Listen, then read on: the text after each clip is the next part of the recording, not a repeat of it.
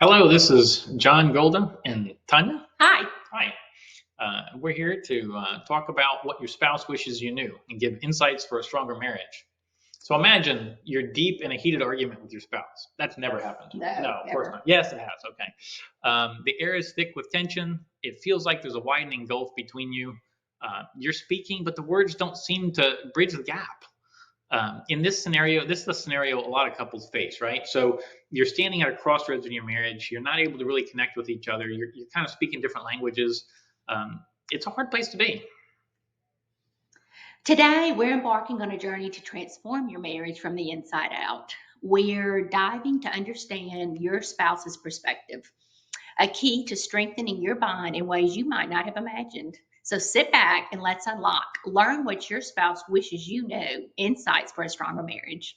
So one of the things that we'll say is, just a common misstep is assuming we know what our spouse needs without asking, or how they think without Right. asking.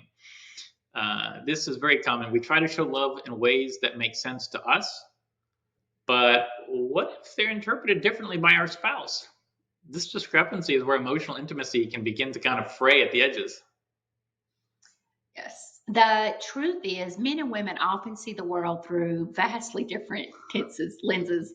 Without understanding these differences, it's easy for misinterpretations to escalate and needless arguments and stress, chipping away at the foundation of our marriage. Yeah, many couples, including those we've worked with in our 90-day marriage God's Way program, express feeling like they're the only ones struggling to find common ground. But these challenges are far more common than you'd think. I remember feeling awkward about addressing certain issues with Tanya, such as visual distractions that men face oftentimes. And this became very relevant when we were hiring a tutor, young ladies that would come and tutor our daughter. And sometimes the way they would dress, I found inappropriate, and yet I felt awkward to talk to Tanya about it because maybe she's going to think there's something wrong with me. And there's different ways people react. And so, it required a delicate conversation about ensuring the modest dress code in our home. And it was an issue that maybe Tanya didn't see because she thinks differently. It's not an issue for her. It's like they weren't dressed terribly, or we wouldn't have even been considering them. They were nice Christian ladies. And so it's just a matter of really talking through and being able to kind of open up and bridge that gap. Navigating these differences was made easier through insightful resources that helped us understand one another's perspective better. Books like For Women Only and For Men Only by Shaunti Feldhahn were invaluable in fostering this deep connection. Yeah, they really lay out uh, good material, not only to help you understand the other perspective, but to help you engage in a deeper conversation with your spouse about it. Because even if everything they found and shared doesn't apply to you, it's great to explore that with your spouse and talk through it. So, yeah, I'm going to talk about for women only, from understanding men, and then Tanya will cover the other side of the equation. Yeah, really, it opens a window into understanding that men really want to understand. Sometimes men crave respect. Sometimes they fear being inadequate or being perceived as inadequate. Um, in this book, it discusses men's internal battles and emphasizes the importance of understanding and addressing these concerns compassionately. So some of the top points that they cover, when you think about our surface understanding, and then what does it really mean? Our surface understanding, men need respect. What does it really mean? Well, men would often rather feel unloved than feel inadequate and disrespected, and that's that's a challenge. That's hard for some people to get their mind around. But largely, that was found to be true through quite a few surveys that they did, thousands of people. Um, the surface understanding, men may be perceived to be insecure, and what does this mean in practice? Despite their in control exterior, men often feel like they're insecure and that somehow their wife's going to find out about their inadequacies, and that makes them feel uncomfortable. They need to be reassured. A surface understanding, you think about a lot of couples when they're maybe having some heated conversations or struggles. Men can be perceived as avoiding issues by checking out or like getting silent or walking away.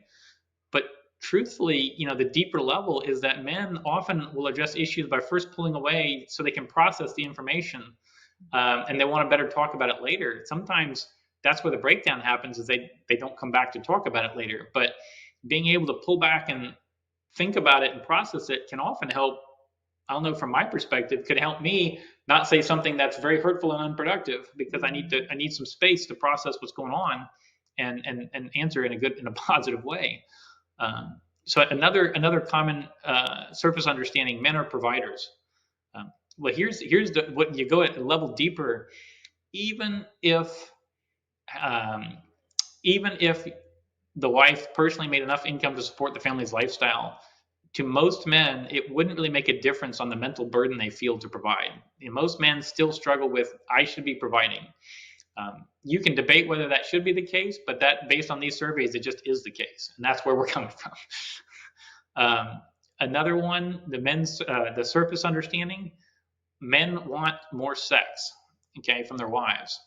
And if you go deeper than that, the wife's sexual desire for her husband profoundly affects his sense of well-being and confidence in other areas of his life as well. And that can surprise women sometimes, but it really affects him beyond just the sex itself. Another surface understanding: men are visual. We've heard about that. Men react visually to sexual temptation or sexual things from their wife. But what it means in practice is, your sex drive for your husband profoundly affects his sense of well-being. Even happily married men are going to struggle with being pulled towards live or recollected images of other women, even if they're happily married. And it's not about you. It's they're being drawn to it. It gets their attention, and they need to learn how to put that away and turn away from it. Another one on the surface: men are unromantic. But if you go deeper, actually most men enjoy romance, sometimes in different ways than women, and they want to be romantic, but they hesitate because they doubt they can succeed. And the last one I'm going to talk about is men care about appearance. Again, they're visual, they care about appearance. But here's the thing, ladies: you don't have to be a size 3, but it really does mean a lot to your husband to see that you're making an effort to take care of yourself. And most men will take on significant cost or inconvenience to support you in this. Hopefully that helps shed a little insight. I know we can always go deeper, and we do in our program, but now I'll turn it over to Tanya for the next part. So similarly, the men only illuminates the often complex emotional world of women. We are emotional, highlighting their need for love and security. It's a guide for men to better understand their wives, laying the groundwork for a more loving and empathetic relationship. So first of all, a woman, she needs to feel loved. That's important for women. Even if your relationship is great, your mate likely has a fundamental insecurity about your love. When that insecurity is triggered, it may respond in ways that confuse or upset you until she feels reassured. Okay, so she needs that feeling of knowing that she's loved, no matter what. Women are emotional. My goodness. Wow, I can relate to that one. Yeah, so much more emotional than men. So women deal with multiple thoughts and emotions from their past and present all the time, at the same time, and they can't be easily dismissed. It's just the way we're wired. As a guy, you ever say, "Hey, just don't think about that"? Yeah, it doesn't work that way. Easier said than done. Yeah. She's impossible to figure out. It may seem that way at times, right, to men. But there's usually a reason. Right. So there is usually a logical reason behind her baffling words or actions, and behavior that confuses or frustrates you often signals a need, which is asking for you to meet. Yeah. So just bear with them, right? You gotta give up on them. And that's what a lot of our journey is with the couples we work with, is really helping them to connect and understand each other on a better basis, a deeper basis, so they can bridge that gap, right? Yeah, that's right. So women want security, in other words, financial security. So your woman needs emotional security and closeness with you so much that she will endure financial insecurity to get it. So when you go below the surface, it's quite different. Right. Very different than a man. She doesn't want you to fix it. She just wants you to listen. This is really painful for a lot of men, including me. Yes. Why are you telling me if you don't want me to fix it? Right. Sometimes we just want a hug. I'll So, give you the hug. thank you. So when she's sharing an emotional problem, her feelings and her desire to be heard are much more important than the problem itself. So sometimes just a listening ear and a gentle hug just means the world, because sometimes there is no answer except to give it to the Lord, right? She doesn't want sex as much, but which means this is the perception that we have, our right, it's a surface perception, understanding. right? Which means she must not want me. Well, physically, women tend to crave sex less often than men do, but it's usually not related to desirability. It's just we're different. You know, we just don't need it as much. She wants to look attractive. So for a woman, inside your smart, secure wife lies a little girl who deeply needs to know that you find her beautiful and that you only have eyes for her. And I think that's just a deep-rooted thing that women have. Like it says, from being a little girl, this is, studies done. Yeah. And it's important for them. And so it's through an open dialogue about these insights that we can peel away the layers of misunderstanding. Inviting your spouse into these discussions can really transform your relationship, leading to a deeper intimacy and understanding. We invite you to take this journey together. Discuss the insights from these books with an open heart.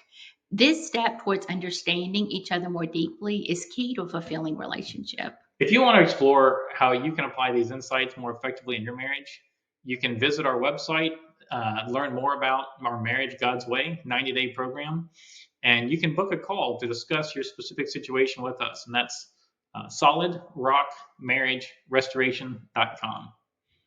And for ongoing support, join our free Facebook group or dive into our YouTube channel, where we have over 50 videos dedicated to strengthening your marriage. These resources are designed to support you every step of the way on your marital journey.